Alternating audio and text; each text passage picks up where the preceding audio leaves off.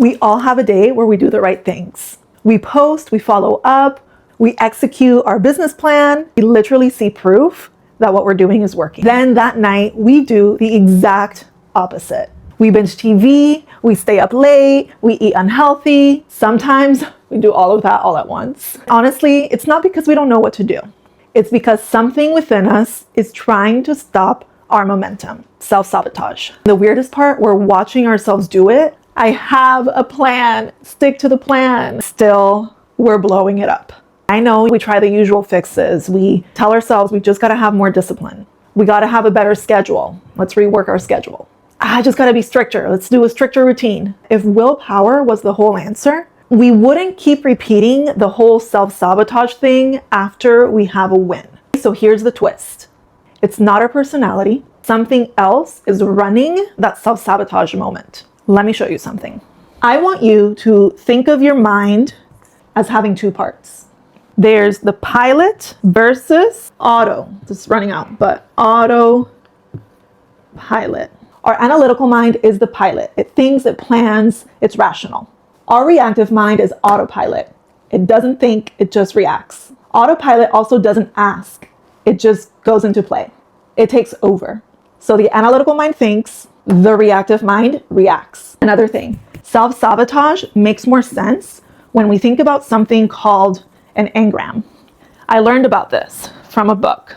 An engram is basically a recording in our mind. That's a recording. This is another engram, another recording in our mind of a painful moment, physical pain, or intensely emotional pain in the past. There's pain, there's emotional, very, very intense emotional pain. It still stays with us in the present quietly. It's sleeping, ready to get triggered any moment. Essentially, that's what you call baggage, right? So when something in the present feels slightly similar to that engram, it gets triggered. That's when autopilot takes over. It looks normal on the surface, like it sounds like we deserve a break. I've been working really hard, I deserve a break. Let me just watch one episode. I'm just gonna reset, I'll start fresh tomorrow. You never do. In those moments you made that bad decision, you weren't actually choosing. You were replaying. Eventually we come back online, the autopilot turns off, and it's us again, the analytical mind, and we're like, what did I just do? Why do I do that? Why do I self-sabotage? Regret hits. Sometimes you start justifying it even. That's why yelling at ourselves doesn't fix it. We can tell ourselves all day, I'm disciplined, I'm fine, I'm calm, I'm successful. The truth is that in your mind, you're still charged up. You still have those engrams ready to get triggered. Saying the right words doesn't get rid of that charge. What I'm working on here with this subject called Dianetics is different. Most approaches that we've learned teach us how to manage the reaction.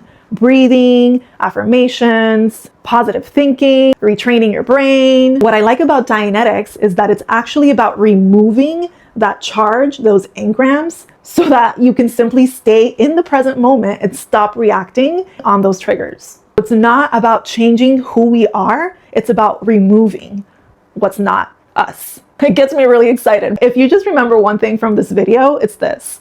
We aren't our reactive minds. That's the autopilot mind. That's the trigger charged up mind. That's not you. We aren't lazy. We're not broken. It's just reactive baggage, trigger noise. The next time we feel that, I'm just gonna do it later, I'm just gonna watch the episode now, we kind of feel the self-sabotage creeping in. Maybe you can clock it. Maybe you can be like, triggered, reactive mind kicking in. I hope that helps. I'm gonna make another video. I'm gonna show you exactly how those recordings get made. Those engrams that I described, how do they get made? See you on the next video.